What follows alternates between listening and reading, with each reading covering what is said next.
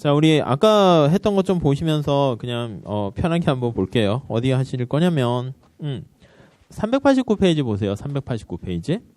인플레이션의 원인과 대책 나와 있는데 뭐 원인과 대책이라 하기에도 그래요. 그냥 원인이 뭔가 그걸 그냥 제거하자 이 뜻이에요. 그래서 물가가 상승해요. 인플레이션 뭐 그냥 P라고 할게요. 물가가 상승하게 된 원인을 한번 살펴보면 자, 우선 거기 389페이지 가볼게요. 수요 견인 이렇게 나와 있어요. 수요 견인.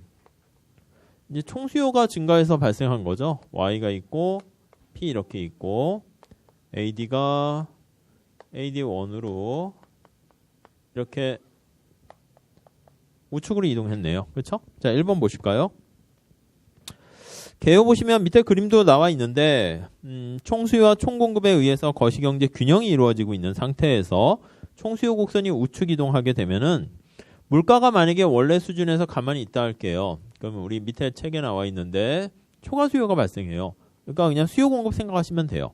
그러니까 수요가 증가했을 때 가격이 상승하지 않으면 거래량이 증가할 때 이게 당연히 초과 수요가 발생하는 거니까 물가가 상승하게 되죠. 이렇게. 균형점은 여기로 이제 가게 되는 거죠. 아무튼 그냥 그 정도 보시면 되겠고 3번 그래서 총수요를 우측 이동시키는 요인 그게 수요 견인 인플레이션인데 두 가지 요인이 있어요. 거기 보시면 확대 금융정책 또는 확대 재정정책 이렇게 보시면 되겠죠. 자, 학파별 견해 나와 있는데요. 자, 1번 케인즈 학파는 1번 보시면 정부 지출 증가, 투자 증가 그래서 IS가 이동해서 총수요가 증가했다 이렇게 보는 거죠. 요거는 케인즈가 이제 강조하는 거예요. IS 우측 이동 때문에 총수요 우측 이동 그렇게 보시면 되겠고 자, 근데 2번 보시면 한 번의 정부 지출 증가로는 일시적인 인플레이션이 발생하는데 계속적으로 발생하기는 좀 어려워요. 무슨 말이냐면 정부 지출 증가시켰는데 지속적인 인플레이션이 발생하려면 돈이 없잖아. 정부가 뭐 돈이 있겠어요. 그러니까 나중엔 돈을 찍어서 전쟁한다. 아니면 그럴 때는 통화량 화폐를 찍어가지고 그래서 이제 정부 지출 계속 증가시키는 경우가 있기 때문에 거기 3번에 보시면 지속적 동그라미 치세요. 그래서 지속적으로 물가가 상승하기 위해서는 지속적인 정부 지출이 증가해야 되는데 정부가 예산 제약이 있어서 지속적으로 뭘 계속 해줄 수는 없어요. 다음 페이지 가볼게요. 그래서 재정정책 요거 하나만으로는 지속적인 인플레이션이 발생할 수 없다. 그렇게 보는 것이죠. 4번에 바로 그 얘기입니다. 그래서 케인즈가 주장하는 것은 정부 지출 증가로는 지속적인 인플레는 이게 불가능. 그러니까 정부 지출 증가시키면 일시적으로만 반짝 물가는 올라갈 수 있는데 지속적이 되려면 이 통화량 증가가 항상 수반돼 있어야 된다고 보시면 돼요. 그래서 2번 볼게요. 고전학파랑 통화주의자들은요. 1번 화폐적 요인 때문에 수요 견인 인플레이션이 발생해요. 요거예요. 고전학파예요. 고전학파. 물론 여기서 고전학파 하면 그냥 통화주의로 보시면 돼요. 시대 레벨이 안 맞으니까 여기서 말하는 고전학 통화주의 보시면 되겠고 2번 통화량이 증가하면 AD가 우측 이동하죠. LM이 우측 이동해서 AD가 우측 이동하는 거 보시면 되겠고요. 자, 차이점을 보셔야 되는데 3번에 보시면 정부 지출과의 차이점 뭐냐면 돈은 무한정 찍어낼 수 있어요. 그래서 통화량은 무한정 증가하는 게 가능 이렇게 해요. 그래서 돈은 계속 찍어낼 수 있기 때문에 지속적인 인플레이션이 유발된다 이렇게 보시면 되겠습니다. 그 3번이 이제 두 개 차이예요. 뭐 그걸 갖고 시험 문제 낸 적은 없습니다. 근데 그냥 책에 있어서 그래도 좀 알아두면 좋아서 그냥 말씀드린 거예요. 그래서 4번 통화량이 지속적으로 증가하는 경우에 지속적인 인플레이션이 경험하게 된다 이렇게 보시면 되겠고요. 그래서 5번도 마찬가지예요. 그래서 정부 지출 증가하든 뭘 하든 통화량의 증가가 수반되지 않고서는 지속적인 인플레이션이 발생하지 않는 거니까 사실 뭐니 해도 제일 중요한 거니까 통화가 중요하다 해서 통화주의 이렇게 얘기하게 돼요. 자, 6번에 보시면 그래서 프리드만은 인플레이션은 언제 어디서나 화폐적인 현상이다 그런 말 나오게 되었다 이렇게 보시면 되겠어요. 자, 우리는 지금 원인을 보는 게 아니라 대처 방안을 보는 거예요. 그래서 밑에 인플레이션을 억제하기 위한 방안은 뭡니까 하면 1번 케인즈는요. 정부 지출 증가해서 발생한 거니까 야 과도한 정부 지출 하지 마. 뭐 간단해요. 그게 뭐 해결책이에요. 그리고 통화주의는 야 돈 자꾸 막 찍지 마. 뭐 그냥 그거예요. 그럼 다시 총수요가 갔다가 그냥 이렇게 다시 원래 상태로 가게 되는. 그래서 1번 케인즈 과도한 총수요 증가이기 때문에 긴축적 재정정책 그냥 그대로 보시고 2번 통화주의는 긴축적 통화정책 그렇게 보시면 돼요. 그래서 3번에 보시면 K% 룰이라는 말만 체크하시죠. 경제가 이제 커지게 됨에 따라서 화폐 통화량은 더 증가해야 되니까 거기 맞춰서 일정하게 계획된 대로 해야지 막 그냥 재량적으로 늘리지 말아라 이 뜻입니다. 다음 비용 이상 인플레이션 볼게요. 포스트가 푸시해서 AS가 상방 이동하는 거예요. 그러니까 AS가 이렇게 있다가 AS가 상방 이동하는 겁니다. 뭐 아이디어는 뭐 그냥 간단합니다. 네, 별거 없어요. 자, 그럼 아까 말씀드린 것처럼 경제 침체랑 인플레이션이 동시에 온다고 그랬죠? 그래서 스태그플레이션이다 이렇게 말씀드렸고요. 그래서 밑에 3번 보시면 2번 보세요.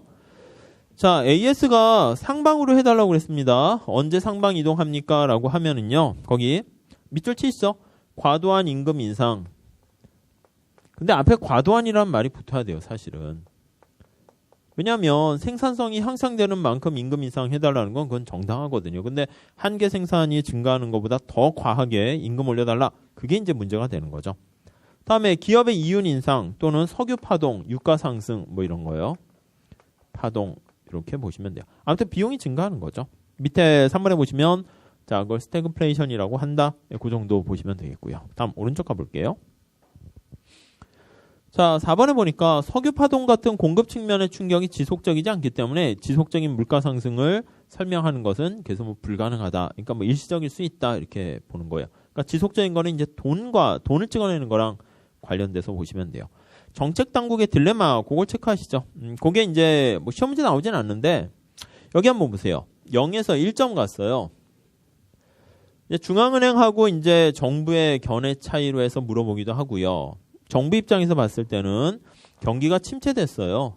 경기 침체가 수반되니까 아이고 다시 이거 올려야 되겠다라고 하면은 케인즈 입장에서 어떻게 돼요?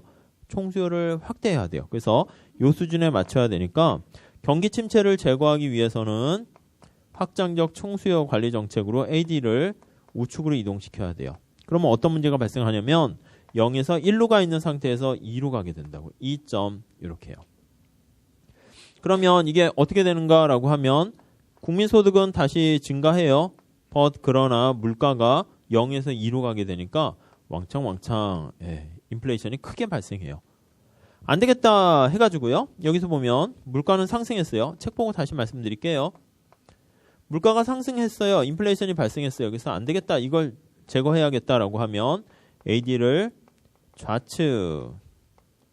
그러니까 이거는 경기 침체니까 실업을 제거하는 게 목적이에요. 실업을 제거하기 위해서는 AD를 우측 이동해야 되는데 그러면 실업은 제거됐는데 물가가 크게 올라가고요. 인플레가 발생했네요. 그래서 인플레를 제거하는 게 목적이에요. 인플레를 제거하는 게 목적이다라고 하면 AD를 왼쪽으로 줄여야 돼요. 그러면 AD를 이쪽으로 가게 되는 건 이쪽으로 가게 되는 점점점 이렇게. 그렇죠? 그래서 요거는 AD를 좌측으로 이동하게 되면 새로운 균형점이 여기 3이라 할게요. 지금 위에 나와 있는 거는 AD를 이렇게 우측으로 이동하는 것이고요. 그러니까 AD 우측 이동, 이 파란 색깔 보시면 되겠고 물가가 훨씬 많이 올라갔어요. AD를 좌측 이동하게 되면 빨간 색깔 3번의 균형점이 가게 되는데 그랬을 때는 물가는 잡았어요. 물가가 0에서 1로 올라가는데 물가는 낮춰지긴 했는데 문제는 뭐냐면 경기 침체가 더 심해졌죠. 그래서 이렇게 되면은 Y가 왕창 줄어들고 물가는 다시 좀 줄어들었어요. 그러니까 어느 걸 그러니까 두 마리 토끼를 잡을 수 없어요. 그러니까 스태그플레이션이 발생했을 때는 총수요를 가지고 조정하려고 하다 보면 물가를 잡으면 경기 침체가 심해지고 실업을 잡아서 경기 침체를 좀 끌어올리게 되면 그럼 물가가 더 심해지니까 그런 의미에서 두 마리 토끼를 잡을 수 없다는 의미에서 딜레마다 이렇게 보시면 돼요. 1번 보시죠. 자, 그림 B와 같이 밑에 그림 보시면 되겠고 B와 같이 비용 이상 인플레이션이 발생하게 되면은 AS가 상방 이동했어요. 그래서 0에서 1로 가게 됐어요. 그럼 물가 상승과 실업이 동시에 높아지게 됩니다. 2번 인플레이션 문제를 해결하기 위해서 그거 밑줄 치시고, 그러니까 물가를 잡기 위해서 인플레이션을 제거하기 위해서 긴축적인 AD가 좌측 이동이죠. 그래서 AD가 감소하게 되면 산출량 감소 때문에 실업률이 높아져요. 반면에 실업 문제를 해소하기 위해 거기 밑줄 치세요. 그러면 실업을 잡기 위해서니까 실업을 제거하기 위해서 확대 재정금융 정책을 실시하게 되면 AD가 우측 이동하게 되는데 그때는 물가 상승, 인플레가 더 심해진다라는 거 알 수가 있어요. 그래서 4번에 보시면 이렇게 AD 비용 인상 인플레이션이 발생하게 되면 실업률과 인플레이션을 두 마리 토끼를 둘 다 잡을 수 없는 그런 의미에서 딜레마다. 대책은 좀 유치하긴 한데, 야, AS가 올라갔어? 야, 얘네들 보러 올리지 말라고 해. 과도하게 임금 올리지 말라고 그러고, 오페크? 야, 니네 지금 죽을래? 뭐 석유 가격 왜 올려? 이렇게 해서 얘 낮추라는 거예요. 그럼 다시 AS가 상방 이동했다 밑으로 가죠? 그럼 다시 아름다운 세상으로 가는, 좀 아무튼 그래요. 책상에서 얘기하니까 다 가능해요. 아셨죠? 그 소득 정책이라고 표현을 써요. 시험에 안 나오죠. 그러니까 누가 그렇게 되겠어. 노사정 합의해가지고 임금 인상 좀 어떻게 노조해라? 이게 그냥 계속 그렇죠. 석유 파동? 이런 거 이거 어떻게 할 수 있어요? 트럼프 좀 조용히 하세요? 그럼 말이 돼요? 그렇게 안 되죠. 사드 비용 내라 하면 막 협상을 해야 되는데 이성적이지 않기 때문에 이게 어떻게 될지 모르겠습니다. 자, 아무튼 소득 정책. 그래서 보면 정부가 좀 구차한데 기업가와 노동자들을 설득하여. 그렇잖아요. 해결책이. 이윤 너무 올리지 마세요. 임금 좀 너무 올리지 마세요. 2번. 그래서 AS가 원래 위치로 가게 되니까 그러면 그게 소득 정책의 사례. 어느 정도 효과는 있겠지만 효과 아무튼 그렇습니다. 자, 넘어가시죠. 392페이지 혼합형 인플레이션. 그거는 크게 문제될 건 없습니다. 그러니까 이 혼합형은 자꾸 1번 보세요. 혼합형은 믹스드 된 건데. 자, 그림 살짝 그려놓고 할까요? 자, 밑에 그림 보시면 돼요. 밑에 그림. Y가 돼 있고 P 이렇게 돼 있습니다. AD, AS 이렇게 돼 있어요. AS, AD. 원래 균형점 여기 제로 이렇게 있어요. 자, 1번 순서대로 볼게요. 그냥 내용만 보시면 되겠습니다. 1번. 노동자들이 임금 인상 요구로 AS가 좌측 이동, 상방 이동으로 하시라고 그랬죠? 임금 인상에서 얘가 올라갔어요. 1번 이렇게요. 자, 물가 상승합니다. 그리고 경기가 침체되니까 실업률이 발생해요. 스태그플레이션이 발생했죠. 비용 인상 인플레이션이에요. 2번 보세요. 정부가 동그라미 치세요. 가만히 있으면 될 수 있는데 실업률을 낮추기 위해서 확대적인 정책을 실시했어요. 그럼 AD가 우측 이동하는 거예요. 다시 원래 상태에 맞추려고 이렇게 AD가 우측 이동해요. 이렇게. 여기서 2번 이렇게 가는 거죠. 2번. 그렇죠? 그럼 이제 국민소득이 경제가 침체된 거는 다시 끌어올렸어요. 자, 근데 3번 볼게요. 자, 물가가 상승했어요. 그러다 보니까 노동자들이 가만히 있지 않죠. 다시 임금 올려주세요. 이런 얘기를 한다고. 물가 상승한 만큼. 이만큼 상승하니까 또 이만큼 올라가서 3번 이렇게 되고, 그럼 또 다시 정부가 다시 총수요 확장 정책을 쓰면 4번. 그러니까 약간 뱀이 이렇게 꽈리트는 모양을 쫙 이렇게 해서 계속 올라가네요. 그래서 거기 3번에 나와 있죠. 이게 계속 악순환이 발생하는 거, 물가 상승에 의해서 가속화되는 거, 서로 이제 지지 않으려고 하다 보니까. 자, 4번에 보시면 그렇게 나와 있네요. 자, 넘어갈게요. 이것도 어떻게 물어보기엔 그래요. 객관식에서는. 자, 393페이지에 지속적인 물가 상승의 가능성 이렇게 나와 있는데 거기 한번 5번, 6번 한번 보세요. 지금 이거예요. 정부 재정 지출 확대로 했을 때는 지속적인 건 쉽지가 않기 때문에 반드시 통화량 증가라는 그게 수반돼 있어야만 이렇게 계속 발생할 수 있다. 그 얘기예요. 그래서 6번에 보시면 정부 지출이 지속적으로 예산 제약이 있기 때문에 그런 거예요. 증가할 수 없고 정부 지출 증가만으로는 인플레이션이 가속화되진 않는다. 그런 정도 보시면 되겠고요. 공급층 요인 밑에 그림인데 이것도 그냥 크게 할 건 없어요. 그러니까 안 보셔도 돼요. 이쪽 참고는 그냥 X 하세요. 그냥 볼까봐 그냥 말씀드렸는데 넘어가시죠. 자, 다음에 4번 장기 인플레이션과 초인플레이션 보시죠. 자, 2번에 두 번째 줄 밑줄 치세요. 지속적인 물가 상승이 가능하게 되면 그렇게 통화량 증가 이외에는 다른 요인은 지속적인 인플레이션이 발생하기가 힘들어요. 그래서 장기적으로 보게 되면 인플레이션은 과도한 통화량 증가 때문이다. 그거 하나 밑줄 치시고요. 지금 뭐 계속 그 얘기 하고 있고요. 넘어갈게요. 자, 그래서 이제 그 장기적인 측면이잖아요. 케인즈는 단기인데 장기적인 측면에서 봤을 때는 자, 거기 박스 있죠? 피셔의 교환 방정식 나와 있습니다. MV는 PY 요거요. 그래서 이제 Y는 완전 고용 산출량 수준에서 고정돼 있고요. 요거 V가 유통 속도죠. 화폐 통화량 공급량 물가 국민소득 수준인데 완전 고용에서 고정돼 있고 유통 속도도 그냥 먼 장기에 보면 이제 일정하게 되면 그러면 통화량을 증가시키는 거 그거는 전부 다 물가 상승으로만 이렇게 가게 됩니다. 그래서 그게 3번에 나와 있는 피셔의 교환 방정식 보시면 되겠죠. 자, 그래서 장기라고 못 박아놨어요. 4번에 보세요. 단기에는 요거 유통 속도가 통화량이 증가했는데 유통 속도가 확 줄어들어요. 그럼 이제 물가가 상승 안 할 수도 있죠. 그러니까 약간 그게 유동성 함정 기억나실 것 같아요. 여기 보세요. 여기 다시 쓸게요. MV는 PY 이렇게 있는데 자, 뭐 경기가 침체돼 있고 그런 상태예요. 꿀꿀한 상태죠. 근데 중앙은행이 통화량을 증가시켰어요. 야, 이렇게 해서 뭐 경기를 부스팅 시키려고 하는데 근데 사람들이 경기가 꿀꿀하고 미래가 불안하니까 화폐를 갖고 있는데 피가 안 도는 거예요. 피가 빨리빨리 돌아야지 뭐 이자율도 떨어지고 뭐 산소가 공급되고 할 텐데 이게 쫙 느려지는 거예요. 그럼 얘도 그냥 다 가만히 그대로 가만히 있는 거죠. 그러니까 그냥 아무 효과가 없는 뭐 이런 상태가 유동성 함정이다 이렇게 보시면 돼요. 그래서 유동성 함정, 유동성이 안 도는 거예요. 화폐가 안 도는 거예요. 침체가 된 거예요. 동맥경화 현상이 발생하는 거예요. 뭐 그런 상황이다라고 보시면 돼요. 근데 장기에는 그냥 적절한 수준 되면 이렇게 물가 상승으로만 이렇게 가게 된다. 이건 극단적인 예외적인 상황이다라고 보시면 되겠어요. 4번에 단기적으로는 유통속도가 불안정할 수 있겠지만 장기적으로는 일정하다라고 가정한 거예요. 장기에도 일정하지 않을 수 있는데 그냥 그렇게 고전학판 봤어요. 그 정도는 또 받아들이게 되니까. 그래서 장기에 물가가 상승하는 거는 통화량이 증가하는 것밖에 없다. 이렇게 보시면 되겠습니다. 5번 나와 있고요.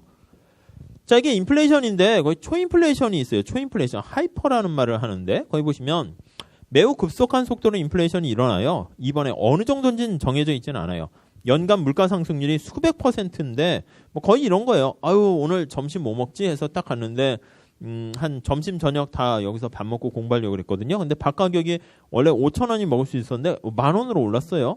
어이구, 이거 어떡하지? 한 끼만 먹고 그냥 집에 갔어요. 아, 다음에 주말에는 그러면 2만 원 가져와야겠다. 그래서 2만 원 가져왔는데 밥 가격이 10만 원으로 올랐어요. 어이, 뭐예요? 어이, 뭐야? 이거 밥 못 먹잖아. 집에 가자. 핑계도 많죠. 그래서 그냥 집에 갔어요. 좋아. 그 다음엔 그럼 20만 원 있어야지 두 끼 먹고 밤늦게까지 공부하겠네. 그래서 20만 원 가져갔더니 혹시나 몰라서 50만 원 가져왔어요. 근데 밥 가격이 그 다음 주에는 100만 원, 아니 1000만 원 이렇게 변한 거예요.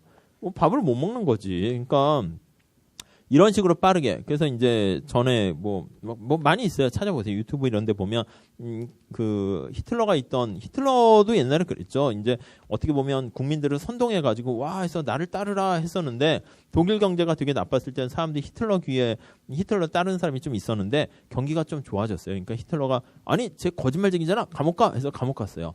감옥 가가지고 감옥에 있다가 옥고를 치르고 이제 나오게 됐죠. 나왔는데 독일 경제가 이렇게 침체되니까 다시 또 나를 따르라 했는데 사람들이 그래 쟤를 믿어야겠다 해서 그렇게 해서 이제 막 하이틀러가 된 거죠. 결론은 뭐냐면 그래서 히틀러가 있었던 그 당시에 보면은 밥 한 끼 먹으려고 하면 진짜 수레를 아시잖아요. 많이 들어봤잖아요. 그래서 뭐 뗄감보다도 뭐 돈이 더 화폐 가치가 없어가지고 여기 막 5만 원짜리가 떨어져 있는데 사람들이 5만 원 주세요. 아 싫어요. 막 거의 그런 상황이에요. 저 갖고 뭐 하겠어요. 껌도 못 사 먹는 상황인 거예요. 그래서 오히려 괜히 허리 구부리다가 허리 삐끗할까봐 걱정돼가지고 돈 안 주. 길거리에 막 이렇게 5만 원짜리가 떨어져 있는데도 아무도 안 주고요. 그냥 멍멍이들이나 이렇게 갖고 다니고 뭐 거의 그런 상황이에요. 그리고 벽지 아이고 어떡하지 여기 곰팡이 쓸었네 장마철 때문에 그러면 벽지 사는 게 아까워서 신문지가 아까운 거야. 그래서 그냥 그 5만 원짜리를 이렇게 벽지 붙이고 뭐 노란 색깔 멀리서 보면 약간 그런 상황이 되는 거예요. 그래서 맥주 하나의 가격이 뭐래더라 몇 조 마르크 뭐 거의.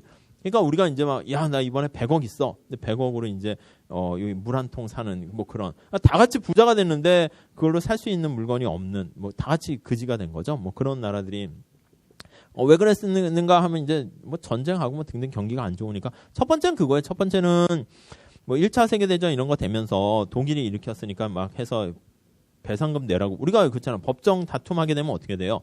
내가 A랑 B랑 이렇게 싸우는데 B가 이겼어. 그럼 B가 야 내가 이겼다 했는데 자기도 피폐하잖아. 변호사 비용도 비싸고 막 승소 비용 줘야 되고 하니까 A한테 그거 다 물어내라고 하는 거야. 전쟁도 마찬가지예요. 야 독일 너 때문에 우리 미국 사람 다 군인들 죽고 했으니까 네가 배상금 돈 다 물어내 했는데 케인즈가 야 너무 세게 물어내라고 하면 그 미래 세대의 어떤 꿈과 희망까지 다 가져가게 되니까 야 그래도 적정한 수준에서 그만하자 했는데 이 아니다 이 기회에 본전 뽑아야지 해가지고 너무 세게 하라고 한 거예요. 그러다 보니까 이제 돈이 없으니까 어떻게 독일 바이마르 공화국 독일 그쪽 되면서 이제 돈을 찍어가지고 이제 돈 갖다 준 거죠. 그러니까 이제 독일에서는 돈 가치가 너무 돈이 많아지게 된 거니까 돈 가치가 떨어지게 되면서 경기가 힘들어지게 되고 그랬을 때 이제 약간 이상한 사람들이 등장하기 시작해요. 그때 이제 히틀러가 등장하게 된 거죠. 뭐. 그래서 히틀러가 얘기해요. 야 우리 이렇게 힘들게 된 거 쟤 때문이야. 쟤 누구지? 유태인 해서 야 쟤 때려잡자 이렇게 되는데 다 같이 이상해져가지고 뭐 진짜 그렇게 가고 뭐 피해를 이제 이유를 딴 데다 돌리는 거죠. 내 쪽으로 돌리는 게 아니라. 아무튼 진짜 뭐 그런 상황이 됐고요. 뭐 아무튼 독일에서 발생한 초인플레이션. 뭐 최근에는 뭐 2000년대 짐바브웨인가 거기서도 뭐 돈이 나오는데 공이 뭐더라? 이렇게 화폐를 이렇게 다시 정리합시다해서 0짤 뺐는데 25개를 지웠대요. 뭐 그러니까 뭐 25개면 셀 수도 없네요. 아무튼 진행 과정까지 우리가 볼 건 아니고요. 결론은 뭐냐면 돈이 없어가지고 돈을 찍어냈기 때문에 발생한다 이렇게 생각하시면 될 것 같고요. 자 그래서 뭐 그 정도 보시고 발생 원인과 대책 뭐 밑에 뭐 나와 있는데 1번에 보시면 초인플레이션의 발생 원인은 1차적인 원인은 그래서 통화량 증가 때문이다 이렇게 보시면 될 것 같습니다. 넘어갈게요. 그거는. 자 다음에 인플레이션과 이자율 그것도 중요한데요. 요거는 그러니까 시험 문제 낼 거리는 없어요. 그러니까 나온 적도 없어요. 그래서 뭐 고등학교 뭐 경제, 사회 그런 거에는 뭐 나올지 모르겠지만 자 인플레이션과 이자율 요거는 좀 보셔야죠. 자 우선 1번에 보세요. 명목 이자율과 실질 이자율 이 관계에 나와 있는데 밑에 박스 있죠. 그거 그냥 그대로 그거 암기하시면 돼요. 명목 이자율은 실질 이자율에다가 예상 인플레이션율 이렇게 써요. 피셔 방정식 이렇게 얘기합니다. 근데 이거를 거기는 보통 I라고도 많이 쓰는데 저는 그냥 대문자로 쓸게요. 명목 이자율 요거는 실질 진짜 이자율이에요. 이자율 우리한테 의미 있는 이자율이다 라고 보시면 돼요. 요거는 이제 인플레이션율 물가 상승 근데 예상 물가 상승률 이렇게 나와 있습니다. 그걸 이제 피셔 효과 나와 있고요. 만약에 우리가 ISLM에서 말씀드린 것처럼 이 기대 물가 상승률이 만약에 빵이다라고 하면 명목과 실질이 똑같아요. 그러니까 LN 곡선 화폐 시장에서 결정되는 이게 화폐 이자율이라고 보시면 돼요. 요거는 실질 상품 이자율이라고 보시면 돼요. 그러니까 LM은 여기서 결정되고요. 여기서 결정되는 게 명목 이자율이 LM이고 실질 이자율은 실질이니까 실물 시장에서 IS에서 결정되는 거예요. 근데 인플레이션율이 빵이게 되면은 사실은 명목 실질 상관없어요. 그러니까 케인즈가 있었던 대공황을 분석할 때는요.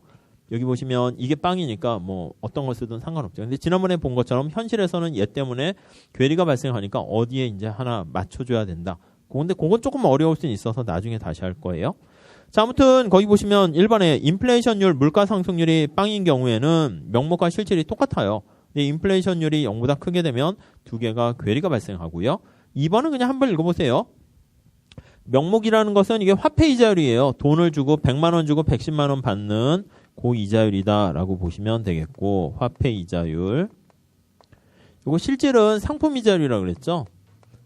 가축 돼지를 준다거나 아니면 노트북을 빌려줬을 때 10개 빌려주고 1년 후에 11개 받는다. 그럼 그것도 10% 이자율이다. 이렇게 보시면 되겠죠. 얘는 그냥 한번 읽어보시면 될 것 같습니다. 자, 그 정도 보시고 밑에 사전적, 사후적 나와 있는데 그냥 그거는 그냥 넘어가시죠. 뭐 그냥 뭐 그렇게까지 할 건 아니고요. 넘어가시죠. 자, 다음에 심층 연구 있죠. 그거는 체크하세요. 별표 3개 하시죠.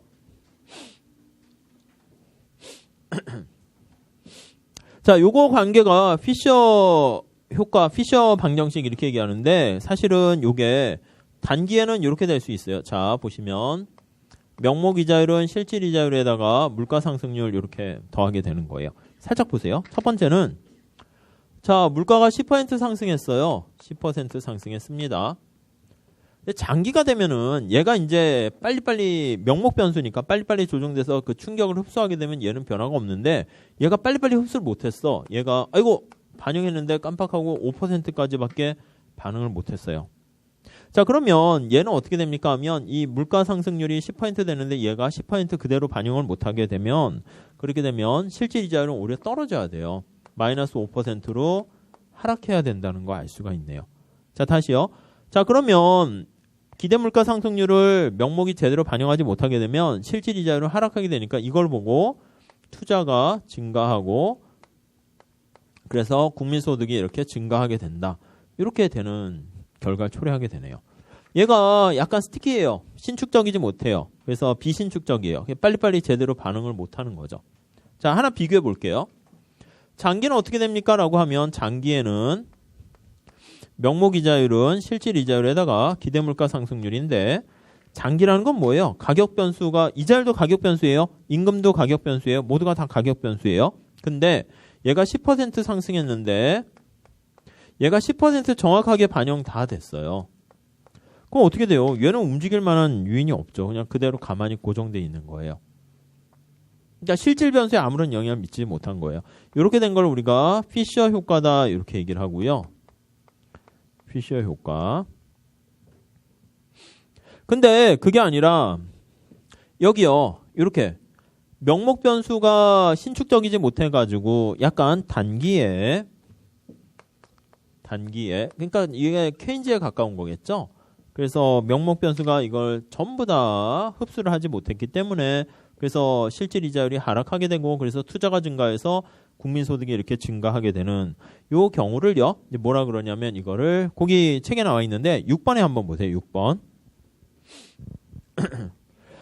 6번에 보시면은요. 이와 같이 예상 인플레이션율이 상승했을 때 거기요. 예상 인플레이션율이 상승했을 때 앞에 건 보지 마세요. 우선 그것만 보세요. 예상 인플레이션율 상승이 명목이자율 상승으로 전부 다 반영되지 못하기 때문에 거기까지 쭉 다시 밑줄 치시고 예상 인플레이션율이 상승했을 때 명목 변수가 풀리 완전히 다 그걸 반영하게 되면은 실질 변수는 실질 이자율은 그대로 있는데 완전히 반영이 되지 못하기 때문에 그래서 실질 이자율 하락 거기 나와 있죠. 그래서 실질 이자율이 하락해서 밑에 관역도 밑줄 치셔야 돼요. 예상 인플레이션율이 상승했을 때 실질 이자율이 하락하게 되면은 그럼 이제 투자가 증가해요. 그래서 국민소득이 증가하게 돼요. 총수요가 증가하고요. 그렇게 되는 경우 효과가 있네요. 그래서 이걸 뭐라 그러냐면 먼토 효과다 이렇게 먼델 토빈 효과 이렇게 보시면 되겠어요. 둘 다 이제 케인즈 학파에 해당하는 거예요. 그래서 약간 단기에 해당하는 것이고 장기에는 당연히 얘가 다 반영하니까 효과 없다. 이게 약간 고전 학파 이렇게요. 이제 우리가 이제 거시경제 문제 풀 때는 어떤 뭐 기대 인플레이션율이라든가 뭐 어떤 효과 있을 때는 단기에는 어떻고 장기에는 어떻고 좀 나눠서 보셔야 돼요. 그래서 단기에는 효과 약간 케인즈 쪽이고요. 장기는 피셔 효과 이렇게 보시면 되겠어요. 뭐 두 번째 관역까지는 보시거나 그럴 필요는 없을 것 같고요. 자, 그래서 그거는 나중에 객관식 할 때 좀 할 거예요. 조금 근데 나오긴 하는데 5년에 한 번 정도 약간 난이도가 좀 있어가지고 좀 어려워가지고 여러분들은 피셔 효과를 기준으로 보시고요. 그다음 먼토 효과 하나 보시고 물론 또 우리 책 저 앞에 전에 뭐 뒤에 나중에 뭐 다비 효과라는 이상한 효과도 있는데 그건 안 하셔도 돼요. 뭐냐면 그거는 이런 거예요. 얘가 물가 상승률이 10% 이렇게 됐는데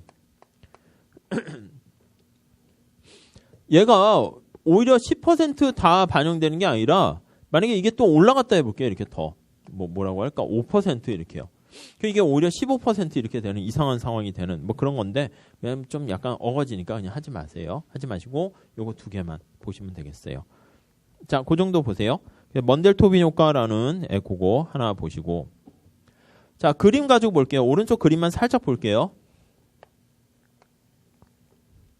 자, 이게 Y고요. LN 곡선 이렇게 있어요. IS 곡선 이렇게 있습니다. IS 곡선.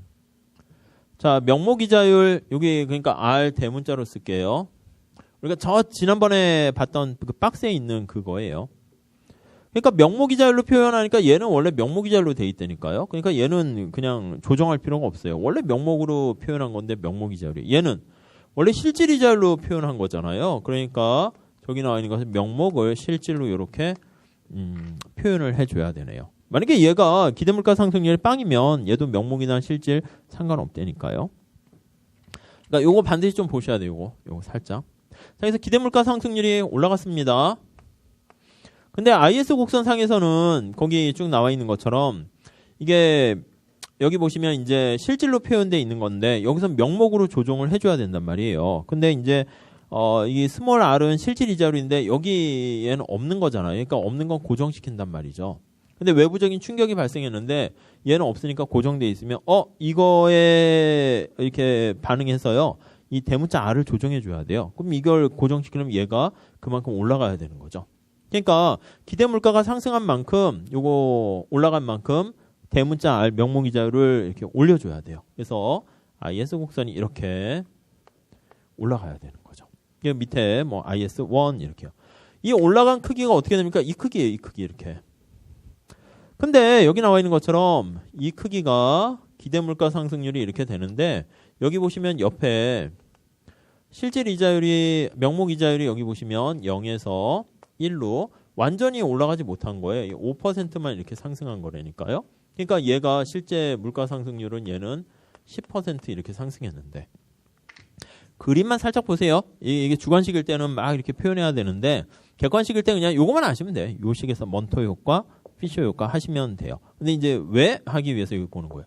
그러니까 이게 만약에 LM이 만약에 이렇게 수직이 돼버려가지고 아예 기대 물가 상승률이 여기 정확하게 명목이자율이 다 반영되면 아무 효과 없다니까요. 국민소득 증가 효과 없어요. 국민소득이 증가 안 한다는 것은 뭐 노동도 증가 안 하고 착각도 없고 여기 투자도 증가 안 하고 그렇게 되는 상황인데 여기 나와 있는 것처럼 기대 물가는 10% 상승했는데 근데 여기 나와 있는 것처럼 실질 이자율은 명목 이자는 5%밖에 상승 안 하니까 나머지 힘이 어디로 갑니까 하면 옆으로 김밥 옆으로 틱틱 이게 뭐라고 해야 되나? 아무튼 그렇게 된 거예요. 옆으로 이렇게 삐져나오는 거예요.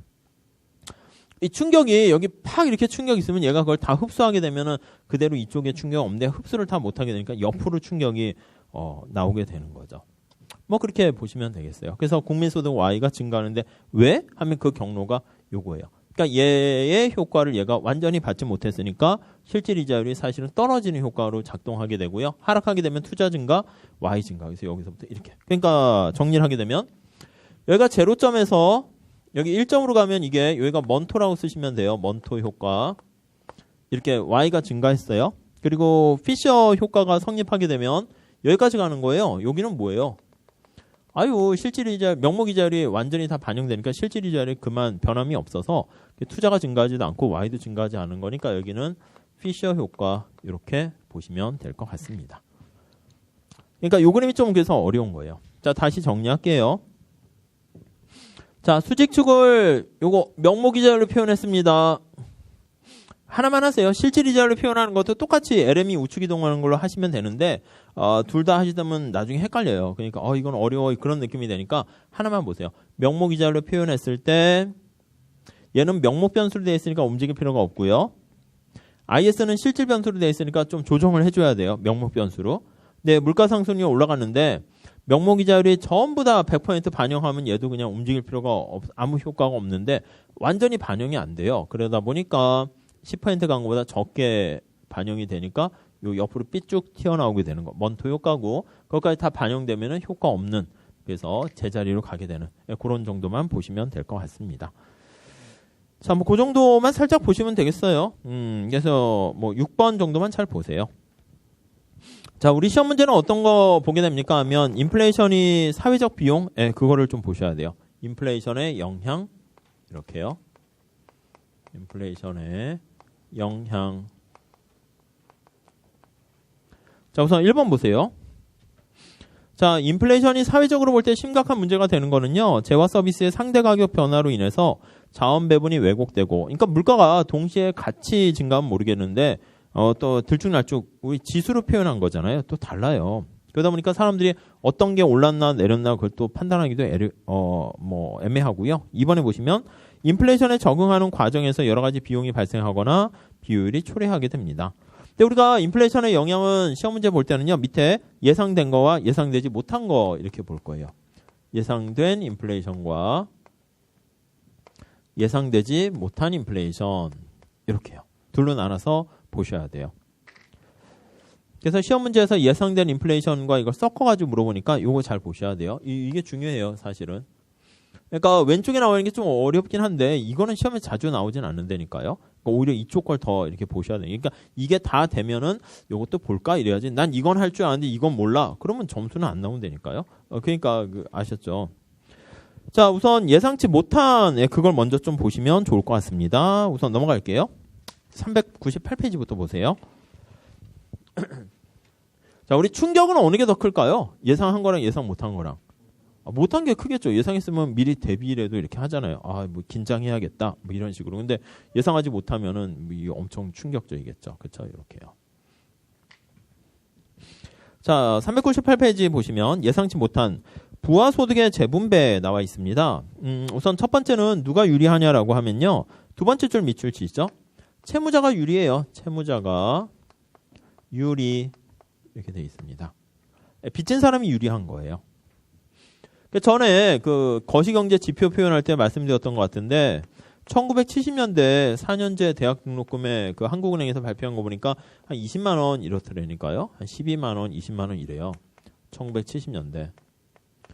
이때 이제 대학 등록금이 그 정도인데 지금에서는 20만 원이면 뭐 그냥 다 등록하고 다 다니겠다 뭐 그런 거죠. 근데 이때 이제 어떤 사람이 돈이 없어가지고 학교를 갈까 못할까 등록을 못하고 있는데 친구가 좀 부자래가지고 도와줬다 합시다. 그러니까 옛날에는 진짜 어떻게 보면 대학 다니는 게 우리는 먹고 살 만큼 있어 이렇게 되는 거지. 사실은 또 안 그러면 그냥 취업해도 다 취업 다 하니까. 제가 아는 어떤 분이 요때 70년대 대학을 다녔는데 그냥 주말에 방학 때 자기는 알바를 해야 되고 일을 해야 되는데 그때 자기 친구들은 이렇게 동아리 서클 뭐 그런 게 이제 대학가요제 같이 한 달 동안 이렇게 강원도로 가서 합숙훈련을 한대. 뭔가 했더니 누구는 드럼, 그때 뭐 드럼 기타 있는 게 집이 부유해야 같이 어디 그래요. 그러면서 합숙훈련 해가지고 뭐 대회에 참가한다고. 야, 그런 애들도 있구나. 자기는 막 일하는데. 그러니까 사실은 뭐 일하면서 사는 사람도 있는데 대부분은 좀 어느 정도 이제 부유한 뭐 다 그런 건 아니지만 이렇게 막 섞여 있죠. 그래서 그때 뭐 슬펐다고 자기는 공부만 하고 싶은데 공부만 할 수 없는 상황이고 뭐 등등. 그러니까 만약에 여러분들이 그래도 집에서 지원을 해주거나 만약에 그래서 공부만 할 수 있는 그런 거면요, 그것도 되게 복 받은 거예요. 좀 시간이 지나면요, 나중에는 진짜 자기가 돈 벌면서 나이를 먹게 되면서 일하면서 해야 되니까 그러면 당연히 어떻게 돼요? 피곤하니까 합격할 가능성은 자꾸 떨어진다고요. 그러니까 만약에 내가 집에서 뭐 아직 재학 중이고 해서 지원해 준다 그러면 감사하게 생각하고요. 그냥 진짜 막 목숨 걸고 그냥 해야 돼요. 그게 엄청난 것도 복이에요. 아무튼 근데 등록금이 이제 없어가지고 그랬는데 친구가 내줬어요. 내줘가지고 대학을 졸업했는데 만나지를 못한 거죠. 만나지 못해가지고 17년인가 올해가 몇 년인지도 모르겠네요. 아무튼 17년에 이제 친구를 이렇게 만났어요. 만나가지고 반갑다 해가지고 친구가 이제 돈을 이제 탁 이렇게 만나니까 빌려준 거 갚으려고 이제 한 거죠. 그래서 20만 원, 25만 원 줄게. 약간 그러면 이제 받은 사람이 오히려 좀 슬프겠죠. 그냥 차라리 주지 말지. 이게 뭐예요, 이게. 그쵸? 안 주는 게 나을 수 있는. 그러니까 이거를 제대로 인플레이션을 이렇게 쫙 조정하지 못하게 되면요. 어떤 일이 발생하게 되냐면 그냥 빚진 사람 입장에서 갚아야 될 부담이 확 떨어지는 걸 알 수가 있네요. 그러니까 채무자가 유리한 거예요. 그러니까 우리가 전에 뭐라 그랬냐면 인플레이션이 쭉 발생하는 기잖아요. 물가가 상승하는 기가 되면은 그 채무자가 누가 채무자예요? 70년대부터 2017년까지 가만히 보면은 돈을 빚내서 이렇게 막 하는 게 보면 이제 기업이에요, 기업. 기업이 채무자고요. 그리고 또 뭐예요? 정부가 채무자고요. 이런 거예요. 누가 채권자입니까? 저축한 사람들이에요. 이게 투자자들이 채무자가 되는 거예요. 그러니까 저축한 사람들은 오히려 손해가 되고 빚진 사람들이 갚아야 될 부담이 작아지니까 그러니까 기업이 사실 잘해야 되는 게 계속 인플레이션이 야기되면서 이득을 된 거 있고 정부도 마찬가지예요. 인플레이션 텍스라고 하는데 돈을 막 찍어내서 인플레이션을 유발하게 되면 그 나중에 정부가 갚아야 되는데 갚아야 될 부담이 작아지는 거예요. 그러다 보니까 이제 그 부담이 이렇게 약간 국민들한테 떠넘기는 세금을 전가하는 거랑 같은 효과를 보게 되는 거죠. 자, 아무튼 부와 소득의 재분배인데 거기 보시면은 채무자가 유리해지는 거 보시면 되겠고 거기 관역 보세요. 경제 전체적으로 봤을 때 가계, 저축자가 채권자고요. 기업과 정부가 채무자예요. 그러다 보니까 기업과 정부가 유리해진다. 이렇게 보시면 되겠고. 다음 두 번째. 자, 그 다음에 이제 2번. 예상치 못한 인플레이션 때문에 고정된 연금, 고정된 소득, 고정된에 동그라미 치시죠. 어떤 사람이 회사랑 계약을 맺었어요. 단연간 계약. 뭐 학원에서도 보통 계약 맺기도 하는데 어떤 학원은 보니까 뭐 예를 들면 종신 계약을 맺는 데도 있어요. 죽을 때까지는 여기서 일해라 이런 거예요. 그러니까 이 당시엔 20만 원대도 되게 큰 거니까 저는 좋아요. 이 회사에 뼈를 묻겠습니다. 영원히 20만 원 받으면서 일할게요. 이렇게 했어요. 어떻게 돼? 계속 일하는데. 그때만 해도 20만 원이 막 한 달에 20이니까 대학 등록금 받는 거니까 막 한 500씩 받는 건다고 해요. 그래서 이 정도면 괜찮네 했는데 2017년에도 20만 원 받아. 근데 제가 일할 수 있으니까 너 일 안 하면 너는 계약 위반이야. 뭐 이렇게 되니까 나왔는데 20만 원. 이렇게 되면 어떻게 슬픈 거지. 그러니까 고정된 임금, 고정된 연봉, 연금 이런 건 받는 사람들이 불리해진다. 그건 뭐 상식으로 보시면 되겠고요. 넘어갈게요. 다음에 399페이지 경제 불확실성이 커져요. 그러니까 예상치 못한 거니까 어쩔 때는 뭐가 가격이 올라갈지 그것도 잘 모르겠고요. 고정된 임금보다는 그래서 이제 부동산, 골동품 이런 쪽으로 가게 되네요. 그리고 이번에 보시면 장기 계약, 장기 대출, 장기 투자 줄어들죠. 죽을 때까지 얼마 받을래요? 20만 원. 이때만 해도 괜찮은데 혹시나 이 애매한 상황이 되는 거죠. 그러니까 단기 단타 계약만 이렇게 발생해요. 그래서 장기 계약이 좀 위축된다. 이렇게 보시면 되겠고. 자, 3번 하나 보셔야 되는데 1번에 보세요. 예상치 못한 인플레이션으로 밑줄 쫙 치시고 물가가 상승하면 거기까지요. 자, 과속이 될까요? 과닥이 될까요? 물가가 이렇게 있는데 예상을 내가 했는데 예상치 못했어요. 난 가만히 있었어. 근데 물가가 상승했어요. 그러니까 왼쪽이 커지겠죠. 그러니까 첫 번째 줄 밑줄 쫙 치시면 예상치 못한 인플레이션으로 물가가 상승하면 이렇게 되면은 역시 이게 과소기대 이렇게 돼요. 문제 풀 때는 이렇게 보시면 된다니까요. 과소기대는 아까 뭐라고 했어요? 노동자들이 착하게 빠져가지고 일을 더 하게 된단 말이에요. 그러니까 사실은 물가가 10% 상승했는데 이게 5%만 상승했네. 그렇게 생각하는 거예요. 다시요. 이게 명목소득, 명목임금을 P로 나눠주는 게 실질임금인데 예상 물가 상승률 이렇게 돼 있어요. 이렇게 돼 있습니다. 자, 그러면은 살짝만 보세요. 그냥 이걸로 그냥 문제 풀 거예요. 아니 물가가 사실은 10% 상승했어요. 그럼 나의 실질소득이 많이 떨어진 건데 노동자들이 생각할 때는 이거 5%만 상승했다라고 착각하는 거예요. 그러니까 이 실질 임금이 이만큼 떨어졌는데 얘는 이만큼 떨어졌다고 착각하는 거죠. 그럼 뭐예요? 내가 받은 임금이 사실은 실질 임금이 많이 떨어졌는데도 조금 떨어졌다 생각하니까 나 부자 됐네 착각해요. 돈 더 주네 생각해가지고 이게 떨어지는 거 어떻게 돼요? 이렇게 되는 거잖아요. 더 많다라고 자기가 생각해요. 실질 임금. 그래서 일을 더 열심히 해요. 결론은 노동 공급이 증가하게 되고요. 그래서 생산량이 증가한다. 이렇게 해요. 우리가 이제 그래서 AS 곡선을 이렇게 한 거죠. 그래서 과소기대가 돼서 물가가 상승하게 되면은 Y가 상승한다. 우상향하는 AS가 된다. 근데 나중에 정신을 차려요. 그러면 이거 두 개가 똑같아지면 얘도 똑같아지고 아이고 내가 착각했구나 해서 일을 더 안 하고 그래서 Y도 그대로 그러면 물가 상승했을 때 Y는 변함없다. 이렇게 간다고요. 아무튼 요거를요.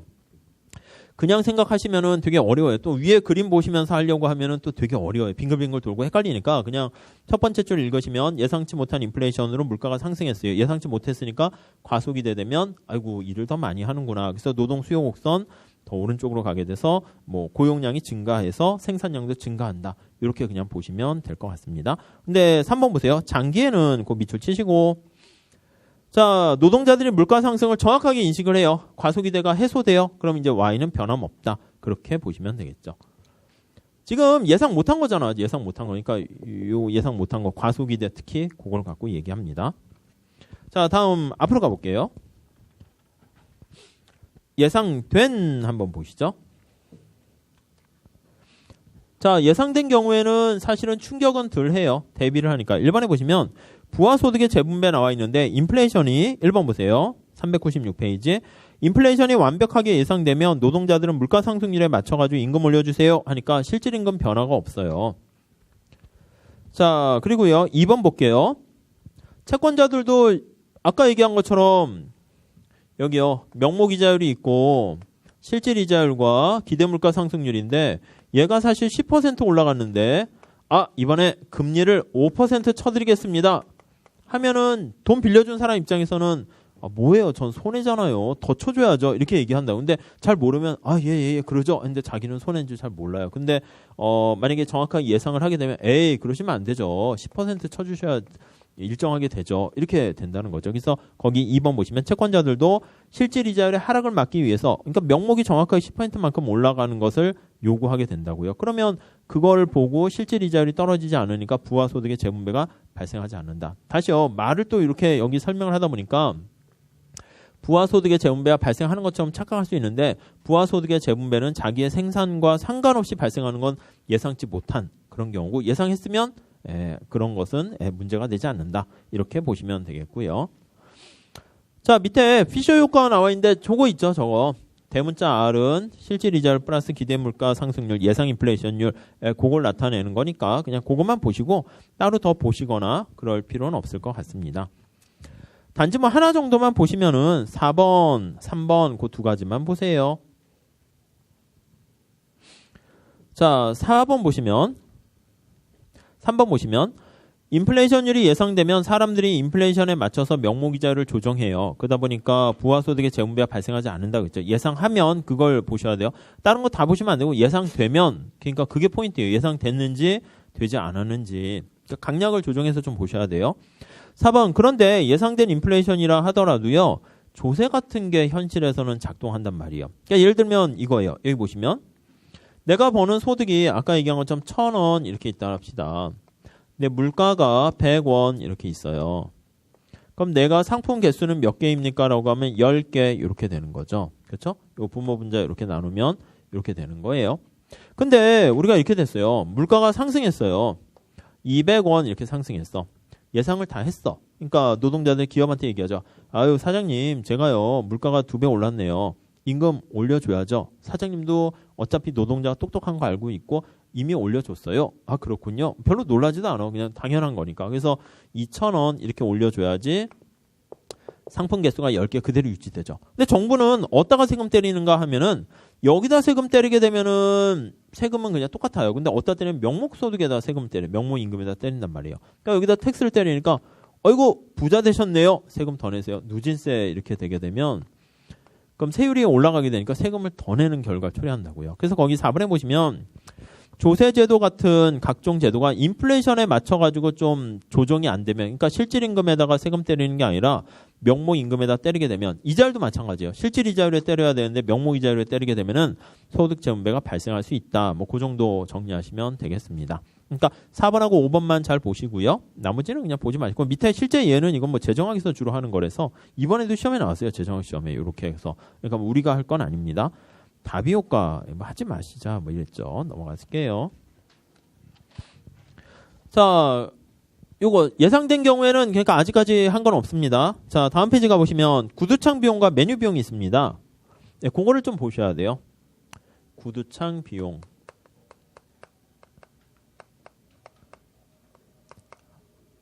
노래가 들리네요. 메뉴 비용 이렇게 있어요. 이렇게.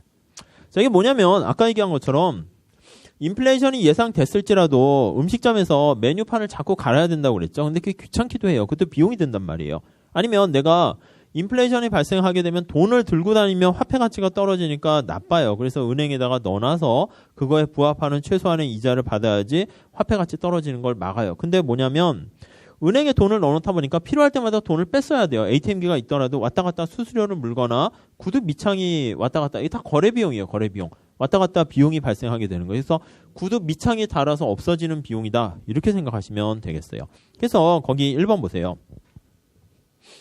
인플레이션이 예상되면 피셔 효과에 의해서 명목이자율이 상승하게 되는데 화폐를 갖고 있게 되면 그 상승하는 명목이자율만큼의 돈을 이렇게 받지 못하는 거네요. 그래서 화폐 보유하게 되면 기회비용이 발생하게 돼요. 그러니까 2번 가능한 한 화폐를 많이 갖고 있을수록 안 좋다니까요. 그래서 그걸 금융기관에다가 넣어두게 되면 은행을 왔다 갔다 해야 되니까 중간에 거래비용 뭐 그걸 상징해서 표현한 거예요. 거래비용이 발생하게 되는데 그걸 이제 구두창 비용 이렇게 표현을 했고요. 역시 마찬가지로 밑에 메뉴 비용 그것도 같이 보시면 되겠습니다. 그렇게 보시면 되겠어요. 아니 막 수리적으로 막 쓰는 이 거시경제 이런 데에다 이렇게 딱 뭐 웃기잖아요. 막 구두창 메뉴 애들 장난하는 것도 아니고 뽀로로 비용 이런 거랑 거의 비슷한 거예요. 거의 뭐 제가 느끼기엔. 근데 이런 건 이제 우리가 알고 있는 맨큐 뭐 이런 사람 있잖아요. 그 사람이 만든 건데 그런 대가가 되니까 가끔 이렇게 학문적으로 어느 정도 된 사람이 이렇게 장난치면은 막 그러니까 누가 뭘 해도 그때는 박수야. 그러니까 뭐 거의 서정주 시인이 뭐 글 쓰다가 아이고 맞춤법 틀리게 되면은 언어를 시적 언어를 쓰는 파괴했다 뭐 이렇게 극찬받고 제가 쓰다가 오타나면 기본도 안 된 이렇게 된다고요. 그러니까 진짜 친구가 뭐 레버리지 이펙트 그런 거 있잖아요. 그거를 이제 뭐 지렛대 효과 하는데 어떻게 시소 효과, 시소 비슷한 거 아니에요? 뭐 그래서 시소 효과 썼다가 너 지금 장난하냐고 이 엄숙한 이 학계에서 지금 뭐 그래서 엄청 핀잔을 듣게 됐어요. 그러니까 그것도 이제 대가 정도가 되면 뭐 실수를 하던 농담을 던지건 해도 그냥 다 아름답게 보이고요. 그러니까 이게 시험을 회계사 시험이 합격이 되면은 그냥 뭐 종로로 와서 이렇게 주말에 나와서 공부하는 것도 이게 아름다운 할만하지 이렇게 되는 거고 떨어지게 되면요 만사가 그냥 꼴도 보기 싫어요. 종로 삼가 자체가 싫고요.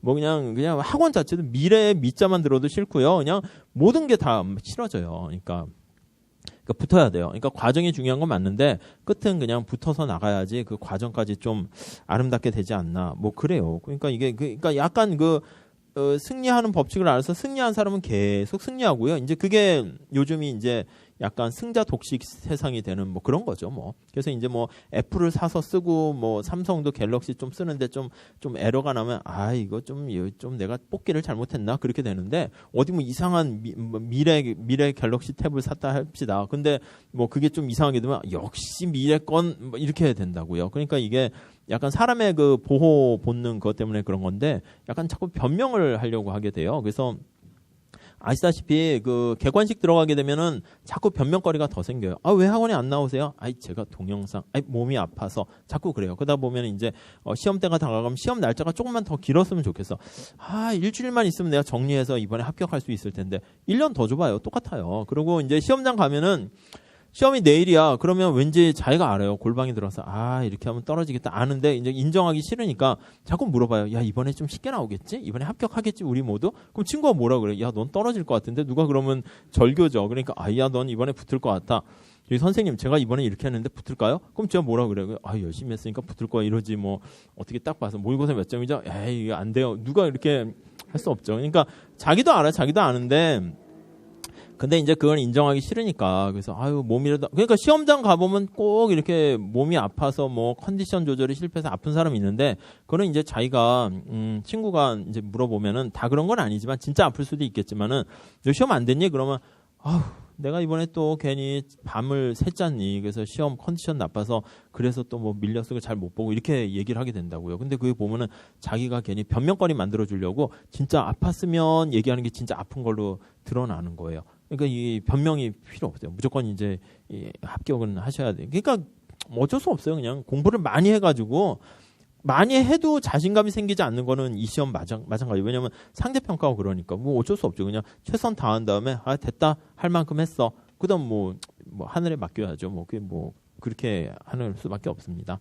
아무튼 딴 데로 샜는데 다음에 요거 요거 구두창 비용과 메뉴 비용을 이쪽에다 넣어서 틀리게 한다고요. 뭐 간단해요. 어렵진 않습니다.